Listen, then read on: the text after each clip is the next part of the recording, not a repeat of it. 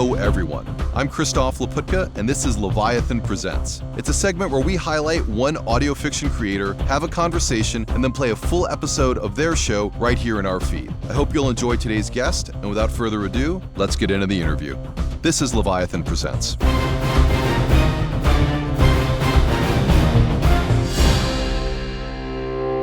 Hey everyone, it's Christoph. Just to let you know, we recorded this segment while we were on the road, so the audio quality isn't quite up to our usual Leviathan standards, but I really wanted to share this interview with you because I am so excited about this new podcast, Derelict. Before we jump into this episode's interview, I just wanted to reach out and tell you a little bit about what's going on in the Leviathan universe behind the scenes. As many of you know, we are currently well into production of our next Leviathan spinoff, the Invenios Expeditions. And for many of you sharp-eared listeners, you remember that the Invenios is the dream research boat that Tully and Oberlin were talking about back in season 1 of the Leviathan Chronicles. And now their dreams have been realized, and this new season is the story of some of their first adventures on the high seas. Many of your favorite Leviathan characters are going to be returning and are part of the most unbelievable new cast that I've ever worked with. It's been our biggest production yet. It should be spanning about 13 or 14 episodes and also represents a return to the immortal storyline. We can't wait to bring it to your headphones in the spring of next year, but in the meantime, you can expect more installments of Leviathan Presents on roughly a monthly basis. There also might be some other surprises in our feed, so stay tuned as 2024 will be our biggest year yet, and we're so excited to be dropping new audio fiction from the LU,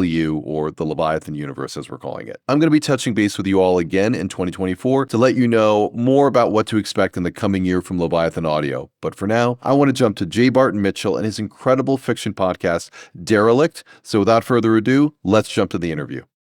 Hey everyone, this is Christoph, and today we have a real treat. As you guys all know, I'm a huge fan of stories involving the ocean, especially going below it. And today we're going to take you almost 20,000 feet below it to hear an amazing podcast called Derelict about an underwater research station situated against a giant sealed alien artifact. We're going to be playing the opening episode of Derelict's first season called FATHOM and telling you a little bit about season 2 of Derelict, which is dropping later this year. So definitely use this time to get yourselves caught up on this truly great show because this is a deep world build pulling from elements of hard sci-fi, underwater adventure, AI consciousness, and wetware biohacking. And I'm telling you, the soundscape does it all justice. And before we get to the episode, we're going to be talking with the man who created it all, Derelict's creator and showrunner, Jack Barton Mitchell, and learn a little bit more about him and how the show was created and what it takes to bring an episode of Derelict to your headphones. Jack, welcome to Leviathan Presents. Oh, thanks so much, man. That description was amazing. I really exciting to be here. Well, I got to tell you, I was really and truly blown away by season 1 of Derelict. I thought it was really amazing the way the characters kind of grew and the focus in the show shifted from one character to another and, giving their perspectives on what's going on. I thought it was just brilliant. But before I jump into the story, I wanted you to tell me a little bit about yourself. How did you get started in audio drama and how did you learn how to edit and create such amazing soundscapes? Because just to be clear, Jack is writing, producing, directing, and also doing the sound mixing, which I just think is unreal. How did I get into audio drama is sort of like I went to film school and my first success as a writer was on the film side of stuff with screenplays. I sold my first script to Warner Brothers when I was like 27. So the film side of stuff has always been like my primary interest. I've done all kinds of stuff. I've done comic books. I have 4 published novels. But, movies and TV were always sort of my thing. And listening to a lot of the fiction podcasts, it occurred to me, at least the way that I approached it was it's sort of the same thing. I write Derelict just like I would write a live action thing for the most part. That comes across. No, thanks. Yeah. I pitch it as it's like if you turn on a movie or an HBO show and you just close your eyes and listen, that's sort of the experience, And I felt like it doesn't need, a lot of audio shows have kind of a conceit as to why they're audio only, either found footage or kind of heavy narration or something. And I felt you didn't need to do that. I felt you can do big action pieces and giant scenes. And so that's how I came to it, by wanting to do more of that stuff and to do my own stuff. The other things, I'm just really self-taught. A lot of YouTube watching. Wow. Yeah, I don't know. I just found that I had this weird ability to put a lot of small sounds that are disconnected together and kind of make them into bigger things. So, yeah. Well, for someone who's self-taught, I'm blown away by your skill at this. You could have done this story in space. You could have done this on land, but you chose to do something deep under the ocean. What was your inspiration for the storyline, and where did you draw from to create this? It's probably not the answer you expect. The history of the show is that we started Derelict back in 2018, and we produced one episode of that, and it was just way too expensive to continue at the time. And that's set on a spaceship, a derelict spaceship. The reason for that was because we were flying all the actors in, it was pre-pandemic, so it got expensive too quick, and we just couldn't do it. In keeping in touch with the actors, they were all voiceover people, and they were mentioning, hey, we have our own setups now because of the pandemic. All the voice actors, couldn't go to the studios anymore, so they needed a way to do work. And then it clicked to me that, oh, that's how we do it. Our budget's small in comparison to a lot of other shows, but if you're putting your own money into it, it adds up. It adds up quick. So I thought, well, I wanted to get back to Derelict, but what if we did a prequel season to it first? And we'll do maybe 4, maybe 6 episodes. Yeah, it'll be short. It'll be 30 minutes each. We'll just something modest. Right, yeah, exactly. Easy, we'll knock it out really quick. And so that's sort of where the idea for Fathom came. And I had the idea already for another story about the war at the bottom of the ocean. So I took that, and then knowing where Derelict goes story-wise, that allowed me to fill in what would lead up to those things. So that really was the inspiration, was doing a prequel to Derelict. And then of course it grew. It's 10 episodes long. And I want to make my listeners clear. You say 10 episodes, but these are long episodes. In fact, the season finale is an hour and a half, almost 2 hours long. Yeah. So you say 10 episodes, but you are being modest. It's actually, it's a much bigger story than that. Yeah, it is. I think, definitely the last one's basically just like a movie length. That's one of the allures for me of doing a fiction show. A lot of the hurdles are gone. So I feel if the story needs it, then I'll do it. Again, I love the underwater setting. That's obviously a huge inspiration in Leviathan. One of the things that I think is really great in Derelict is the sense of claustrophobia that you sometimes create, and the sense of suffocating is, I think, very visceral in your soundscape. Tell me and tell our audience a little bit about how you approach sound underwater. What did you want the listener to feel, and how did you use the tools in your digital toolbox to kind of amplify the emotion that you wanted to convey? Bubbles. It's all bubbles, baby. It's funny, but it's also sort of true. How many different kinds of bubble sounds are there in Derelict? I don't know how many are in it, but I probably have a folder that's like 100. All different lengths, like long ones or short ones or bursts. It just depends on kind of what's going on, is what you would do. So, I think that really sells it. And then the biggest hurdle for me is just finding the stuff. One of my favorite sequences is in episode 1, where this underwater tidal wave that hits the base, and there's like a hull breach. And there's a hull breach sequence there with one of the main characters goes through it, which I'm really, really proud of. And it's probably my favorite sequence in the show, even though there was a little more complicated stuff later on. But because when I heard it all together, I was like, okay, we really can do this audio-wise. We really can sort of sell the stuff. But the thing is, and I'm sure you have this experience, unless you're making your own sounds, you can't just go like to SoundSnap or something and type in hull breach underwater, and you'll get a whole bunch of stuff. There's nothing, so you have to sort of think about what kind of sounds like that. And then that's search. So putting it together isn't all that hard. It's a little laborious, but really it's finding the right stuff to do. Was there anything that you wanted to kind of create that you either couldn't, or what was the most difficult, challenging scene to try and figure out? That's a tough one. I think it's almost like starting over every time, because each episode has all these different set pieces, and you just begin again looking. If I had to pick something really tricky, is probably in episode 6, there's these 2 robots that are tracking the main characters. And one of them is like this hunter-killer sort of robot that one of the characters describes as a robot panther, because it's like 4-legged and it's like a melee sort of device. It operates very similar. And I wanted to do vocalizations for that, but not have them sound dumb or out of place. And for a lot of the voice filters, I use plugins by Kronos Audio, if you know them.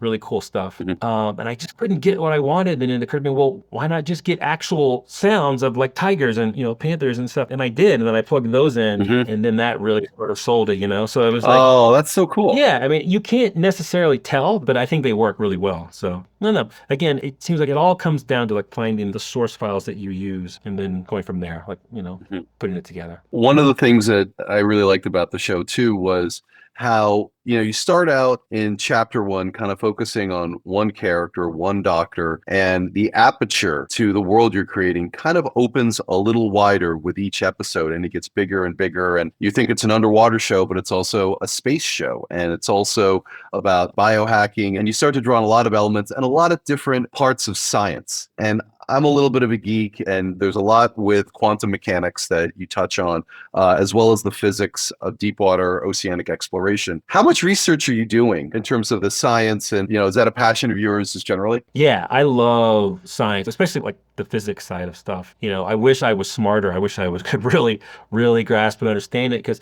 I mean, most of my characters that I've ever written have all been scientists. My day job is I work. I'm a software engineer with IBM, and I also love the way technical and scientific corporations sort of function. So I had that as the background, but research, yeah, it's just the web. I remember like a story about Tom Clancy that one day the FBI showed up at his house wondering about like how he knew all this stuff about submarines or whatever. And well, I just go to the library and read. Back then, I think if you did know all that stuff, it was either you spent a lot of time like doing sort of tedious research to figure things out, or you had an inside person in the CIA or something. But these days, I feel like there's just so much information and it's so easy to get. And we do get it wrong. Well, an example of that was in episode one, the way they know the date of the vault is through carbon dating. And I got all these emails from people, like really detailed emails from people like saying, no, it's not how carbon dating works. And, so, so That's if you inevitable. don't do yeah, if you just go with the term because it sounds good, it doesn't always work. All right, I wanted to ask you this question because again, it was such a pleasure for me to listen to another underwater story. What's your relationship with the ocean? How do you feel about the sea? You use it so passionately in your story. I feel like there has to be something deeper and personal for you there. Yeah, I always had a great affinity for it growing up. I think like a lot of kids, I went through my want to be a marine biologist phase, and I was very into that and very into, just like underwater exploration. I'm not anymore, but I have been at certain points an advanced level diver. There's that side of it. And then also, like you just said, I love underwater stories. Like The Abyss is one of my favorite movies. Oh, I love that one. James Cameron's one of his best films. Yeah, it's really a masterpiece. So yeah, so it's both those things. I've always had an affinity for it. And I love the fact that like, the deeper you go into it, the more alien it becomes and also the more dangerous. The less we know, right? Yeah, it's almost like another planet down there. You don't have any idea what's down there. There's no way to really know, right? So there's something about that I think sparks the imagination in a really cool way. All right, so season two of Derelict is going to be coming out. What can people that are going to binge season one, what can you tell us? What can you hint?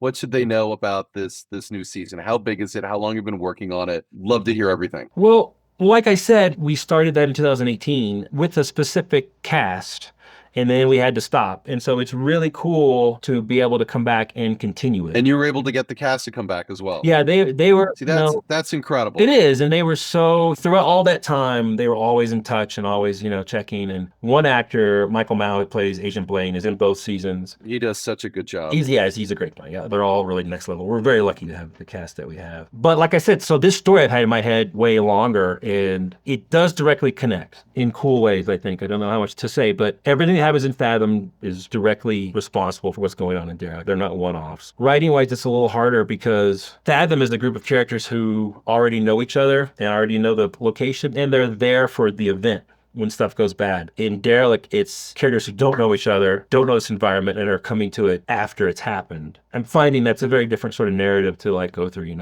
so there's a lot of boxes to check with the season to make it connect and take it up a level too. I think we're doing that. Season two takes place partially in space, I take it. What's easier to create audio drama in effects wise? Is it space or is it underwater?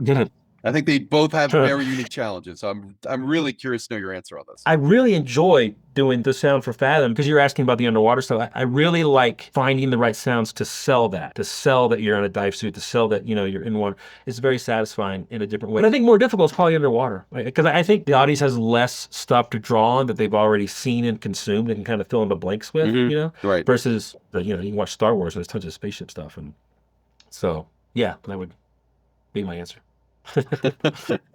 That's great. Okay, to wrap up, where can people find you online? Just tell us quickly where people can find out more about you and the show. Derelictpodcast.com is our website. That's the main hub for pretty much everything. We're on Supercast. If you join us on Supercast, the experience there. That's a little more access to. We have some interesting stuff on there that's different. Like we have commentary episodes where the actors are all talking about the episodes, some more unique art and things that's a little bit different. And then, just we're on Instagram, we're on Twitter. Awesome. Well, Jack, thank you so much for being on Leviathan Presents. We're really excited to have our listeners listen to the first episode of Derelict. The first season is called Fathom, and we're going to be now playing episode 1. Thanks very much.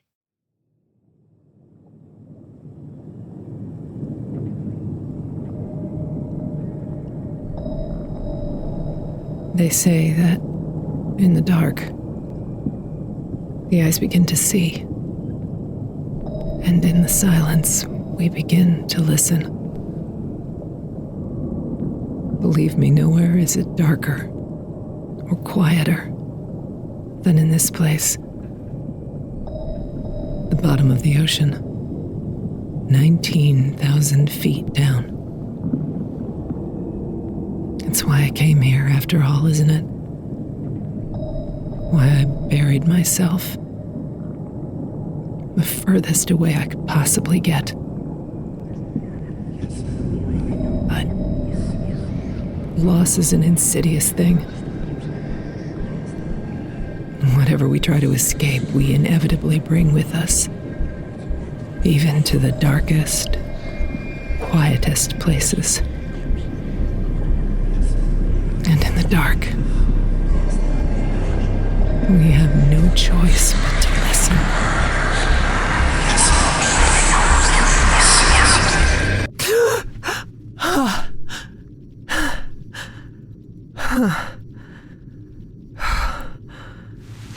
Jesus.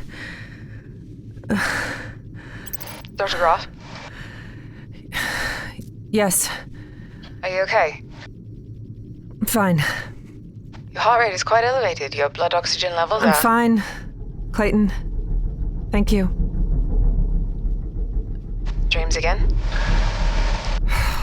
Is that a crime? Would you like a sedative? It can really help you sleep. No. Eva, according to the biologs, you haven't slept a regular cycle in more than a month. How many times do I have to say I'm fine? Logs don't lie, Eva.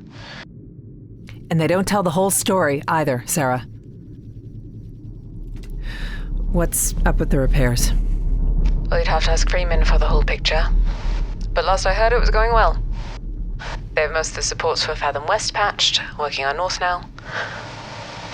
I know why you're asking. I haven't heard if the access to relays back up or not. Hopefully not much longer. Couple of weird things, though. What? Well, they finally got the mainframe open. With Mac acting the way he's been, everyone felt there must have been some damage to his systems from the explosion. Flooding or something. There wasn't? Not any that Emerson could find. No water present in the room, mainframe itself is undamaged. They're going over it now, though. Well, no one knows Mac like Emerson. That's the other thing. No one knows where Emerson is.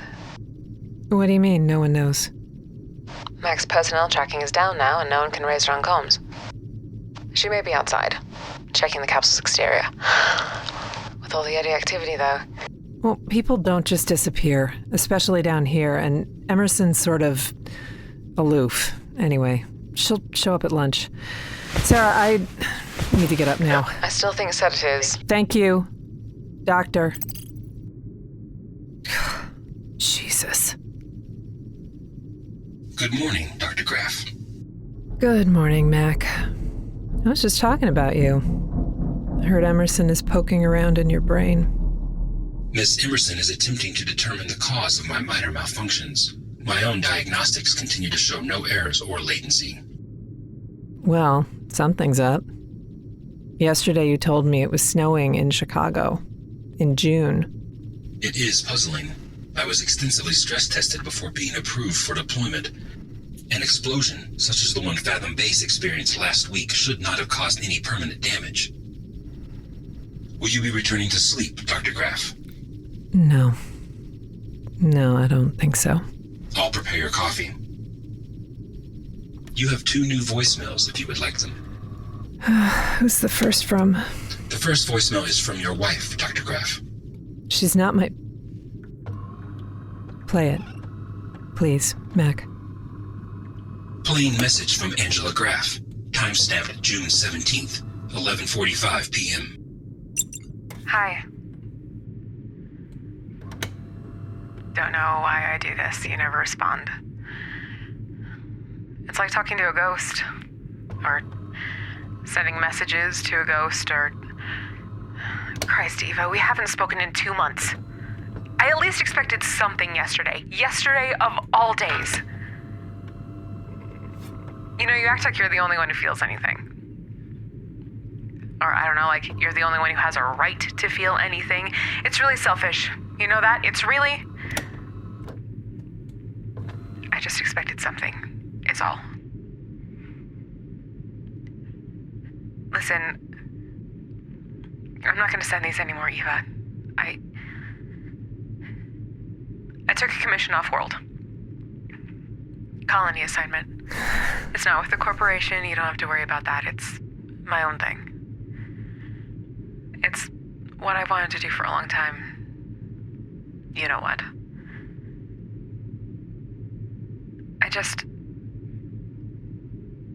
Eva, I waited as long as I could, I guess. But I can see you're not coming back. I don't understand it. I don't know why we couldn't be there for each other, go through this together. I miss her too. Maybe even just as much as you. I'm sorry. For that, I'm sorry I called you selfish too. I'm just sorry. I'm sorry every way I can be sorry. I love you, Eva. Always. Would you like to respond to the message, Dr. Graff? Would you like to respond to the message, Delete it. Are you certain, Dr. Graff? Delete it.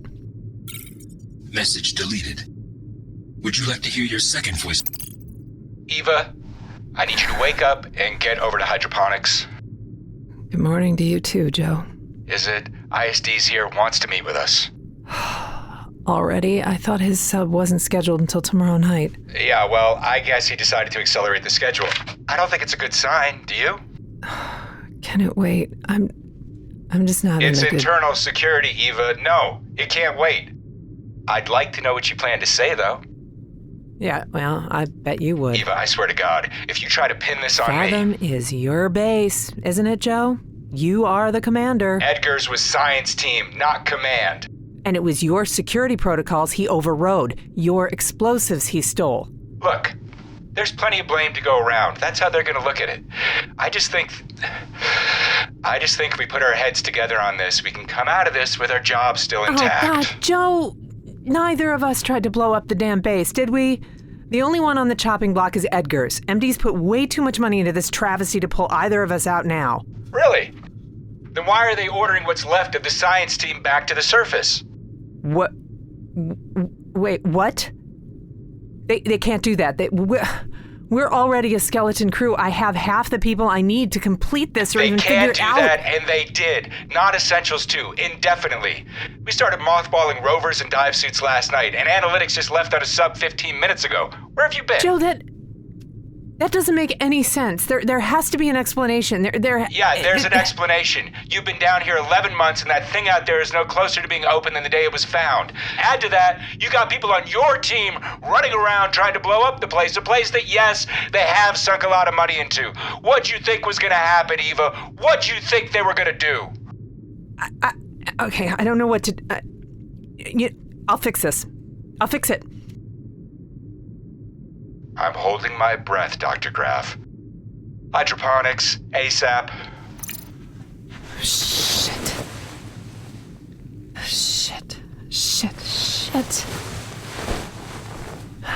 Get a grip.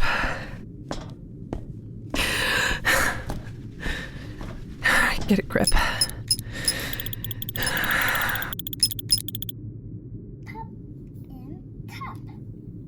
Get a grip.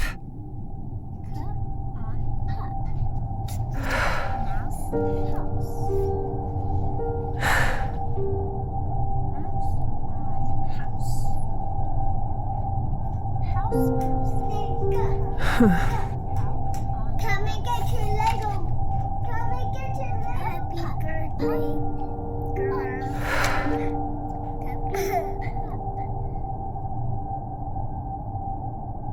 Mac, I'm here, Dr. Graff. undelete that last message, please. Message from Angela Graff restored. Have I already asked if you would like coffee this morning, Dr. Graff? Yes, Mac, you have. Apologies, Dr. Graff. I don't seem quite myself, do I?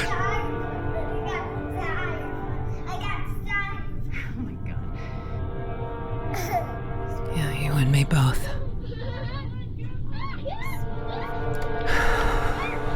We've been through a lot together, haven't we? We have worked together for quite some time, yes, Dr. Graff. You were designed for this project. Not entirely. I believe Mostorian virtual intelligence development was already in the process of planning for a new VI model, but the discovery of the FATHOM artifact accelerated the development process. Exactly. If we never would have found the vault, you and I would never have met. I suppose that is true, Dr. Graff.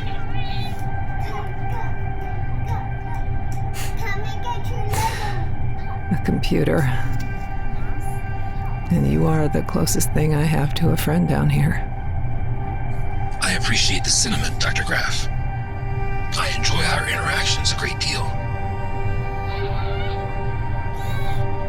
You ever wonder why things work out the way they do, Mac? You ever look back at your life and see all the turning points?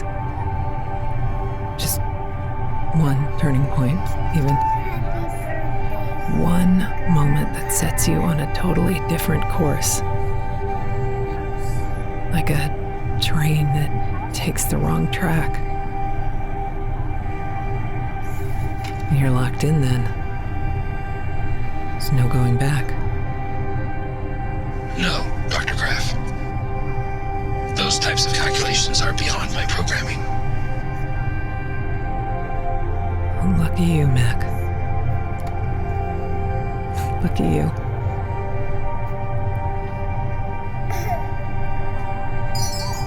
Your coffee is ready, Dr. Graff. Swell.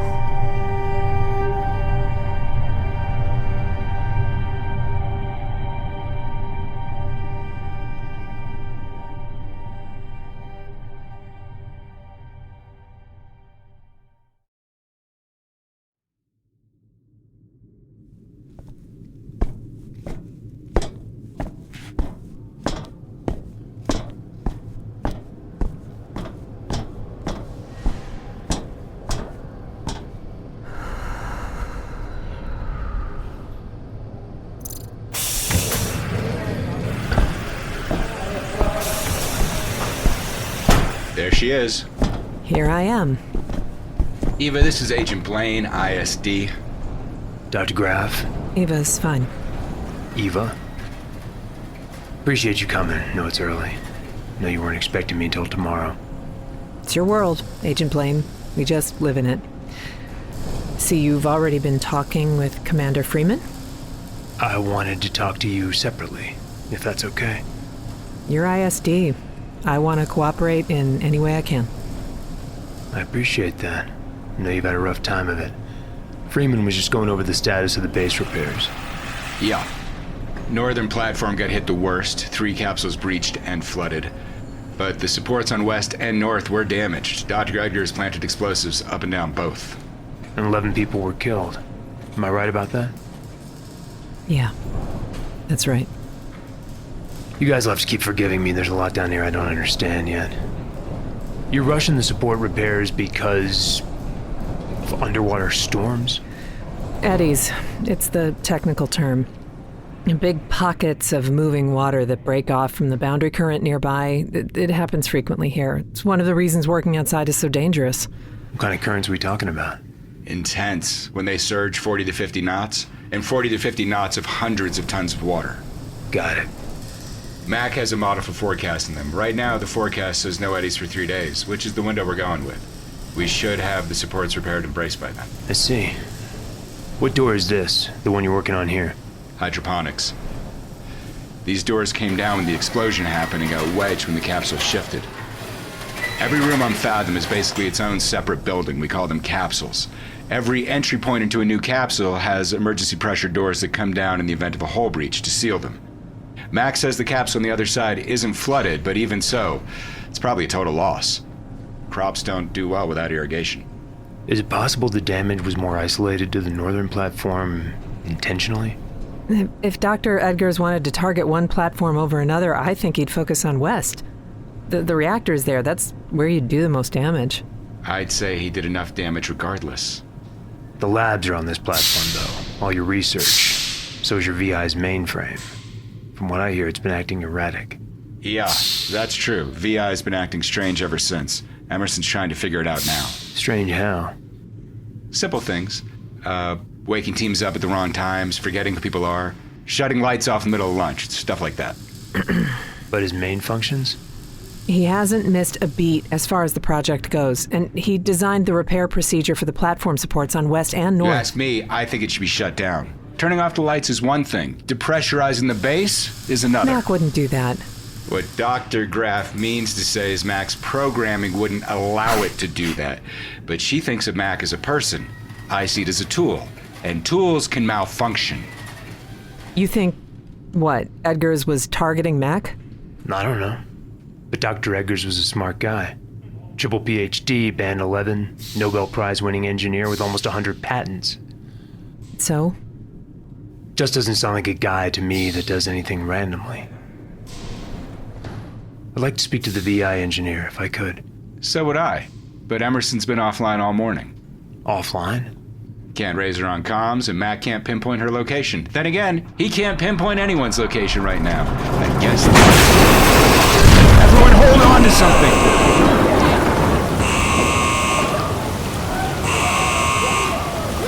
What happened? Hole's breached to the other side of the door. Mac, reseal the pressure doors. He should have done that already. Mac! Attention, please stand clear.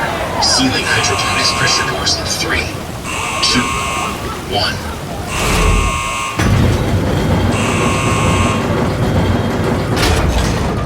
Mac, what happened? It appears the hydroponics capsule suffered a hull breach and was flooded.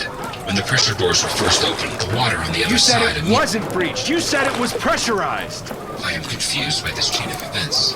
I see in my communication logs I did state that hydroponics was pressurized and free of water. I cannot explain this discrepancy. I want it shut down.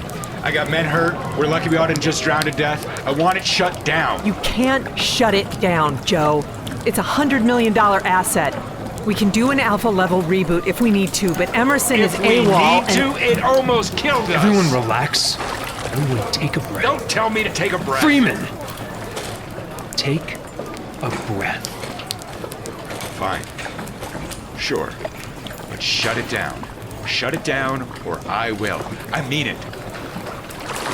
What does that mean, Joe? We've already had enough sabotage, don't you think? Joe? God damn it. You okay? Yeah, I'm fine. I'm just... Welcome to Fathom. Tensions are high, nothing I didn't expect. You wouldn't shut him down, right? You wouldn't shut down Mac. No. No, you're right. Shutting down a VI is essentially terminating it, not to mention hitting the delete button on all the stored research. It's a very expensive asset for the corporation. I couldn't afford that loss. Not now, not after the explosion. We're already short-staffed as it is. I am going to limit Mac's access to critical systems, though. Keep him online, just reined in. But not for the project, right? I'd have him for that? For research? All critical systems. Just for the moment. That's going to limit my research ability. I'm aware. No, I don't think you are. I need Mac for signal analysis, for calculations on the equation, not to mention... Dr. Graff, You're not going to be doing any research in the immediate future. I'm ordering the relay shut down even if the connection's restored. You can't do that. You already pulled the rest of my team. Now you're taking Mac and the relay? Let's talk somewhere else. No, let's talk now. I need Mac. Let's talk somewhere else, Dr. Graff. Fine. There's a meeting room in Lab 3. I was thinking observation. You want to see it? I want to see it. Like I said, it's your world. Follow me, Agent Blaine.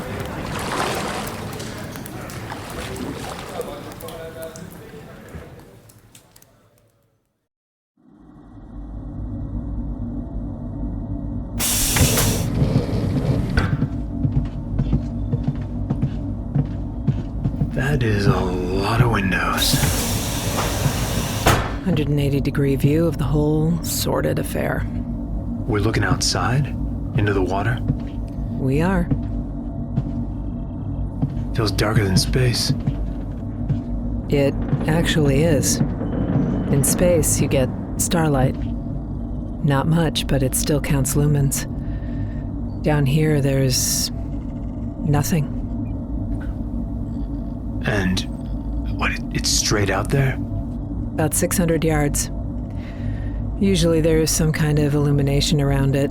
Subs, rovers, divers, but since the explosions, that's all stopped. Sometimes I think I can almost see it better with the lights off. Like it's darker than everything else. I don't see anything. Just black. Mac, I'm here, Dr. Graff. will you hit the vault lights for me? Full spread, Dr. Graff. Yes, please.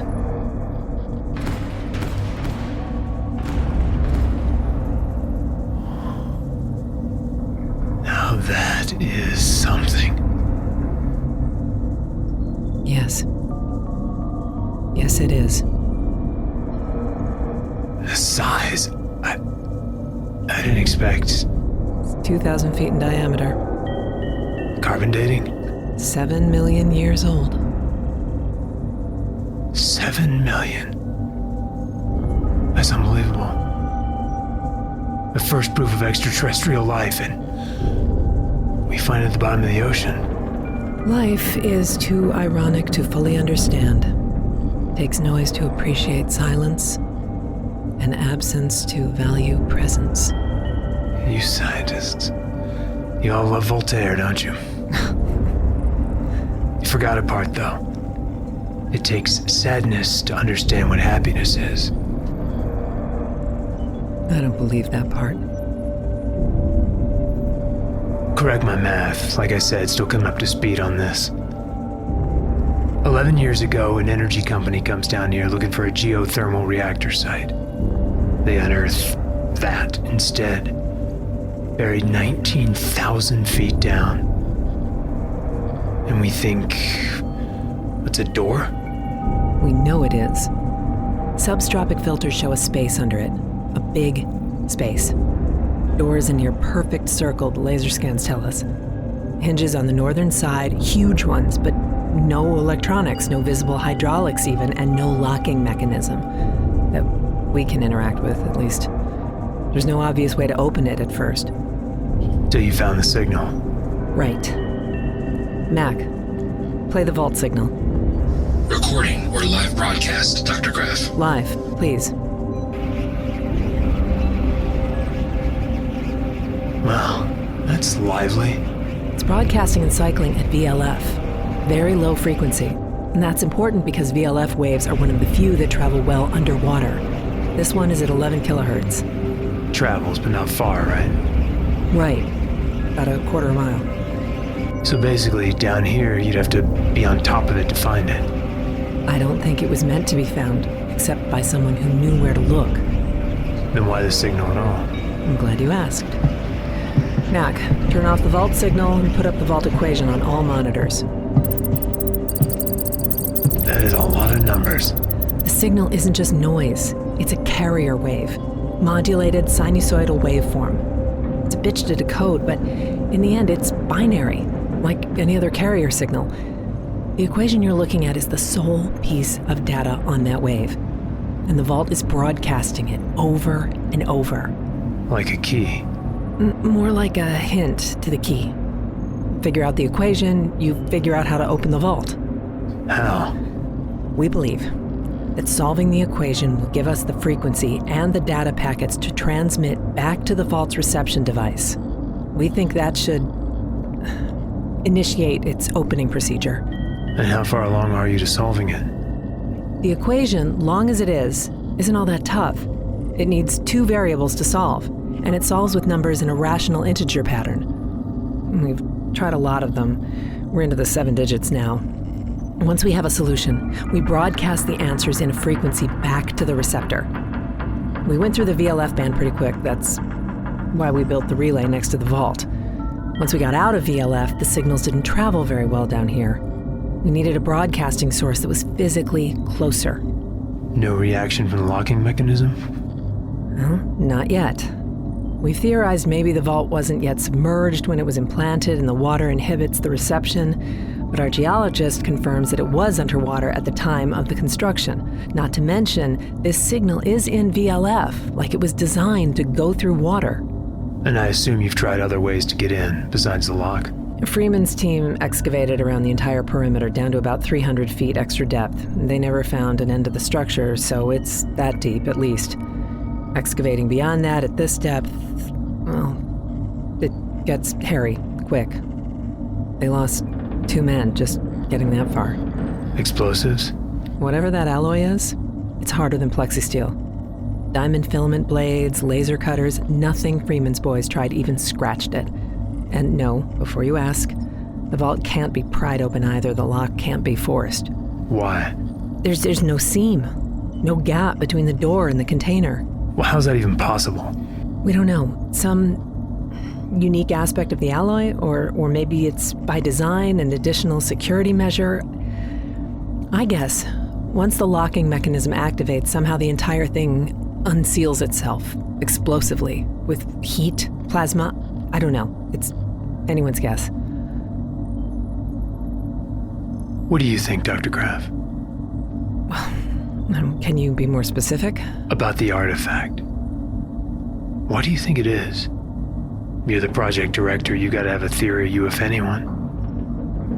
Why put a giant door on the bottom of the ocean? An ocean on a planet that at the time nothing intelligent lived on. I don't know. All I know is it shouldn't be here. But it is. Yeah. Just like us. All right. I get why you're here, Agent Blaine. Do you now? An MD employee tries to blow up an MD facility. Doesn't care who he kills, doesn't care about the attention he draws. And this is a black site, after all. Not the kind of headlines MD wants on the news. There is that. You're here to investigate. Sniff out any collaborators Edgar's might have had. Assign blame. I prefer the word responsibility.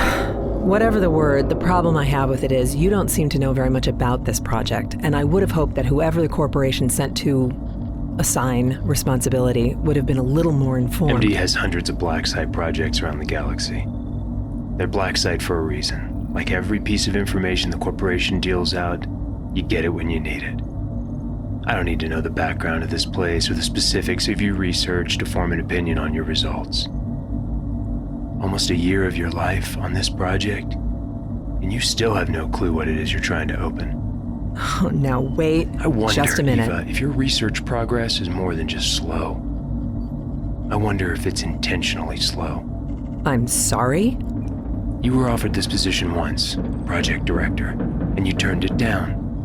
2 months later, you lobbied to be included again. Now, why was that? Was it because of your daughter? What did you just say?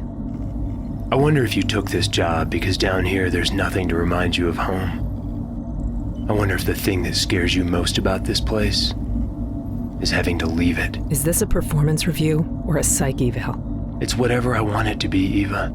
Right now, I'm trying to decide whether or not to pull you off entirely, pull you off, and send you home. You don't have the authority. I don't, you're right. But the executive board does. And they want my opinion to make their decision. Look, all right, look, figuring things out like that out there, it doesn't happen overnight, and there's been progress. We have figured out a lot. You mean the signal? Which apparently drives people crazy? Now, wait, that's not true. It's harmless. It's just a looping carrier waveform. Did Dr. Edgars think it was harmless? Edgar's lost his shit down here, like pretty much everyone else does eventually. Dr. Edgars tried to blow up this base so as to stop what was happening here. A galactically respected scientist, and your explanation is he lost it? You look out there, look. Human beings aren't supposed to be down here. You said it yourself. We might as well have been dropped on the moon. It takes a toll. It gets to everyone. Edgar said he heard voices in the signal. That's just him losing it. 3 other science staff said the same thing. Voices in the signal, hundreds of them. Are they losing it too? It's just the power of suggestion. Stories like Edgar's, they take a life of their own, especially in a place like this. Edgar said to the interviewer he was convinced that the thing out there wasn't a vault at all. Yeah, I know what he thought. Dr. Edgars didn't think it was designed to keep things out. I know what he thought. He thought it was designed to keep something in. That's someone cracking under pressure. You have no clue what that thing is, or what's inside it, or what happens when it's open. You can't possibly believe Edgar's. Do you know what the Internal Security Division does, Eva? We deal with things when they get out of hand. I am very good at it, and I've been from one end of this galaxy to the other doing it. The things I've seen, the kinds of projects this corporation engages in, the Pandora's boxes they've opened. I know the kind of darkness Mos Dorian's capable of finding. I've shut it back in the box over and over again, and the only reason I keep doing it is because right now, I still believe the good the corporation does outweighs the horror.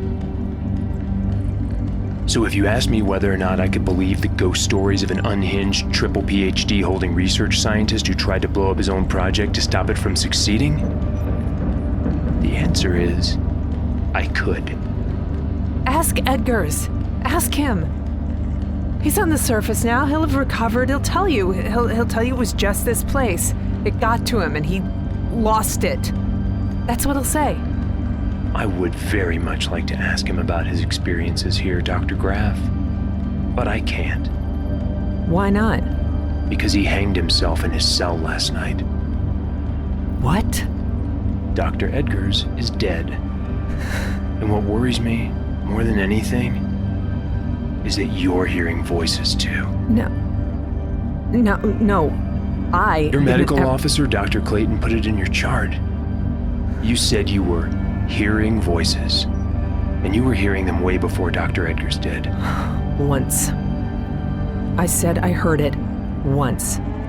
I was wrong. Dr. Clayton also says you're not sleeping. That's an exaggeration. She says you're losing your grip, says your team has reported you erratic, that you give the same orders multiple times. That's not fair. She put the same exact things in Dr. Edgars' I'm file. not Dr. Edgars. She said he couldn't sleep either at the end. She said he roamed the halls all night. She said his eyes were bloodshot. I can't go home! Please. I can't go back. Being down here, this work, it's You're right, okay? I don't sleep. I don't sleep. And when I do, I hear her. And then it starts all over again. I'm sorry I pushed you like that, Dr. Graff. But I had to see for myself your state. I think it's a good thing I did. What does that mean? It means you need to go back to your quarters and start packing your things and get ready to return to the surface. No! That will be all, Dr. Graff. No, please. I know how your daughter died. But the truth is, they don't care about any of that. All they care about is results. And you haven't had enough. Blaine, Go home, Dr. Graff. There's nothing here for you but pain. What do you know about pain? I've had my share.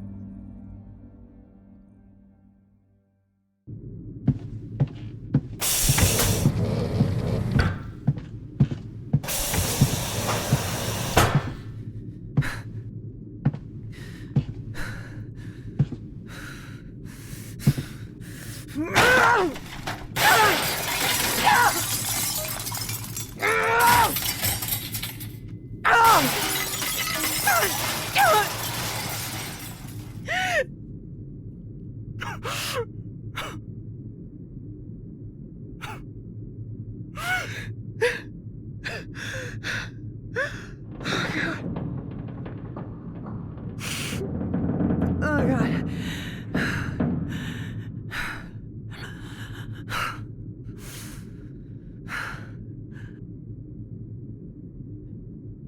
Mac, I'm here, Dr. Graff. I'm here, Dr. Graff. Mac, call Angela. Of course, Dr. Graff. Calling Angela Graff.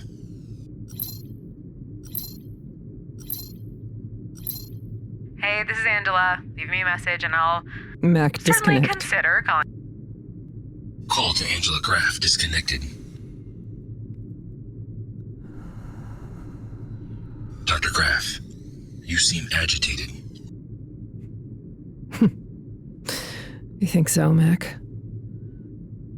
Is there anything I can do to help? I don't know. Can you roll back time? I'm afraid I do not have that ability, Dr. Graff. Chamomile tea has been shown to have a relaxing effect in times of stress. Would you like me to make you a cup? How about a whiskey, Mac? Alcohol is restricted on Fathom base to weekends only. Oh, you can't make an exception? For an old friend? I'm afraid not, Dr. Graff. Thanks anyway, Mac. As a reminder, you still have one unheard voicemail. Yeah. Who's it from? The voicemail is from Dr. Richard Edgars. Edgar's. Yes, Dr. Richard Edgars. The message was received 11 hours ago. Play it. Playing message from Dr. Richard Edgars. They gave me one phone call, Eva. I used it for you. Flattered. I won't be here tomorrow. Maybe you'll hear. Maybe you won't. Doesn't matter.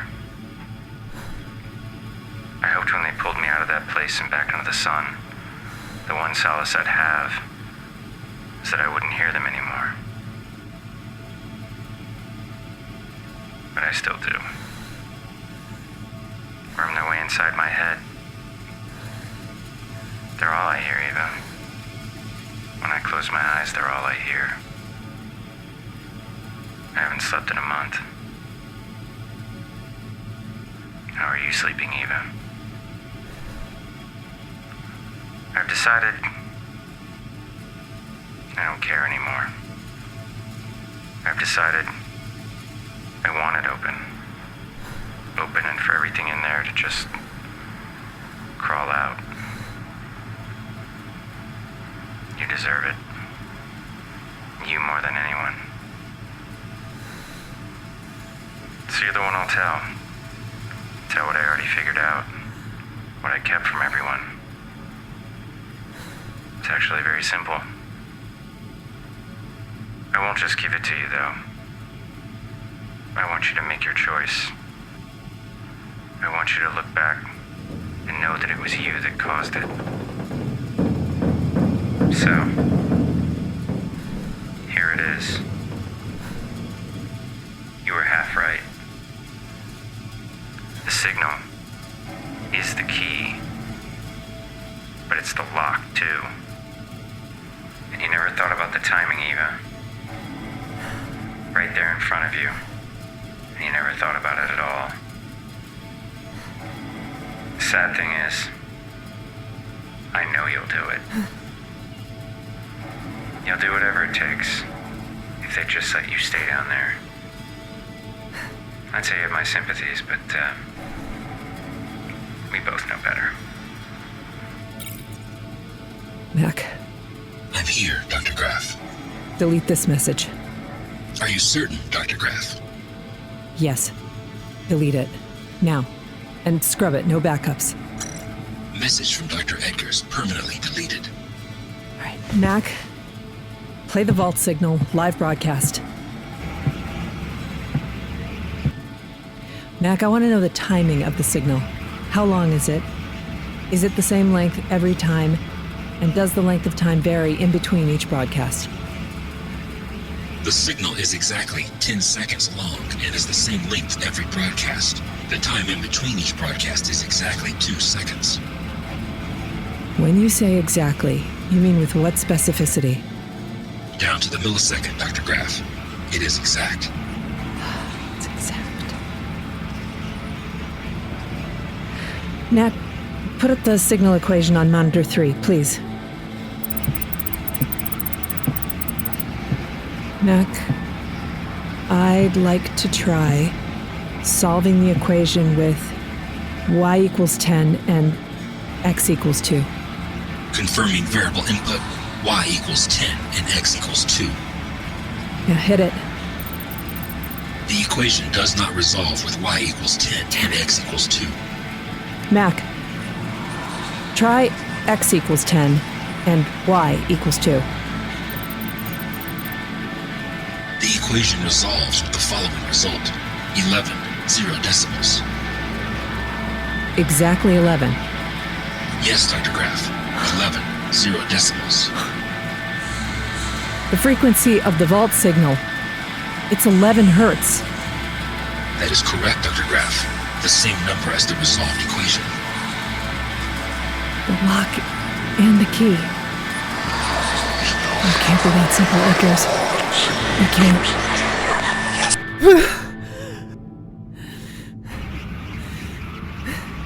Mac, turn off the vault signal.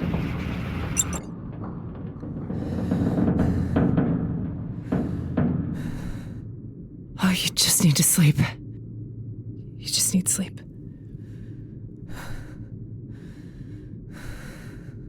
Mac, get me Freeman.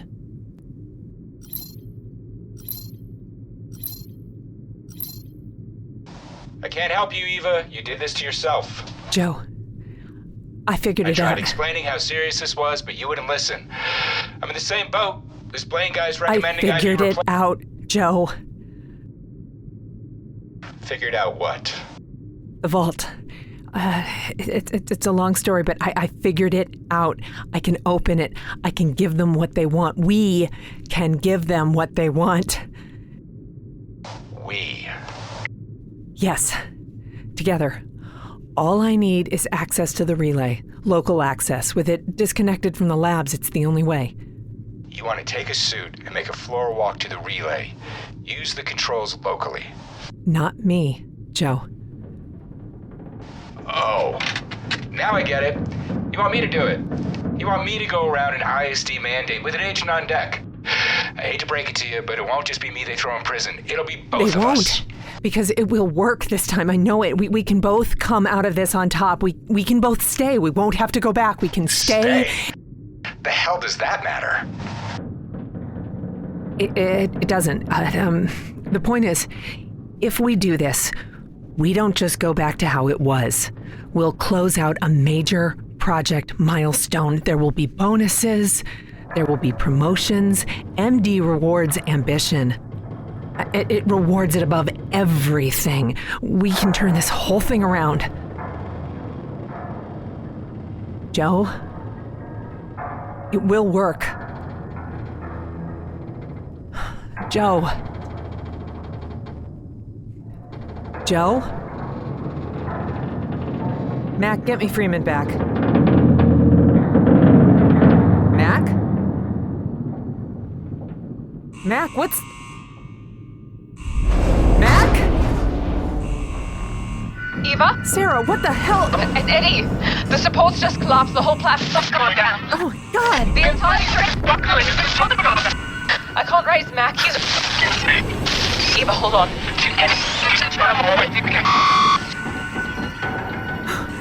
Clayton? Sarah? Oh, my God.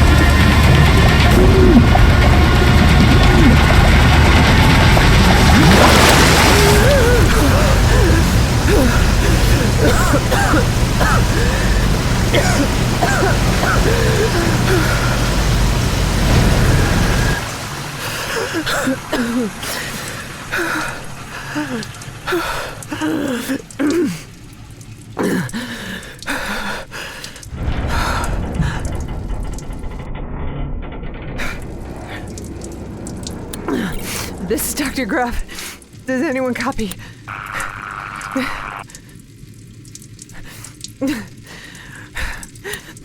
This is Dr. Ava Graff.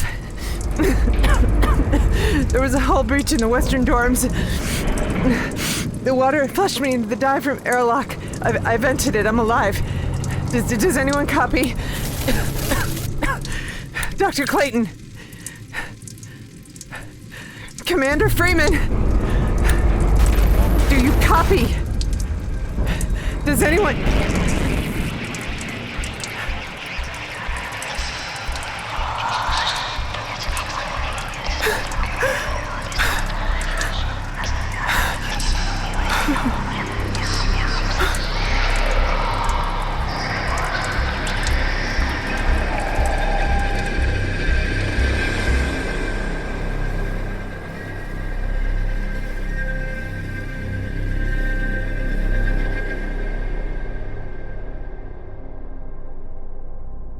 Fathom is the prequel to the podcast Derelict by Night Rocket Productions. It is created, written, directed, and edited by J. Barton Mitchell, and produced by Kirsten Rudberg and Thomas Barker. Episode 1, In the Darkness We See, stars Elizabeth Laidlaw as Eva Graff, Michael Mao as Blaine, Eli Goodman as Joe Freeman, Danny Payne as Sarah Clayton, and Mac as himself. The podcast features additional sound design by Music Radio Creative and music by Ryan Talbert, Luke Atencio, and Davis Harwell. The producers wish to thank Flashpoint Chicago, a campus of Columbia College Hollywood, especially John Petrosky and Bill Bacon for their invaluable support in the creation of this podcast. They also wish to thank Robert and Russell Summers of Grand Scheme Productions, without whose effort this story would not be as good as it is.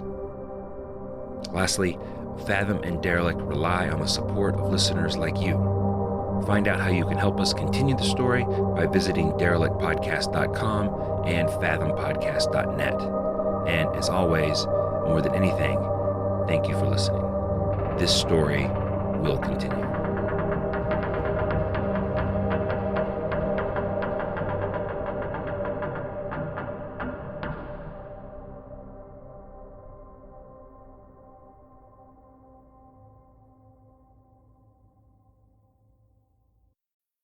Hey everyone, thanks so much for listening. All the links to the show you've just heard are in the show notes below. Definitely check them out and subscribe to their feeds if you like what you heard today. I hope you enjoyed this episode of Leviathan Presents, and maybe you've discovered a new show that you'd like to binge. We're looking forward to bringing you some more amazing audio dramas to discover and letting you meet some of the phenomenally talented creators that are driving this renaissance in audio fiction today. Stay subscribed to this feed for more installments of Leviathan Presents, as well as all the full episodes of the Leviathan Chronicles, the Rapscallion Agency, the Invenios Expedition, and all the other spin-offs we have planned. This is Christoph, signing off for now. Thanks again for listening. I'll be talking to you all real soon. Bye now.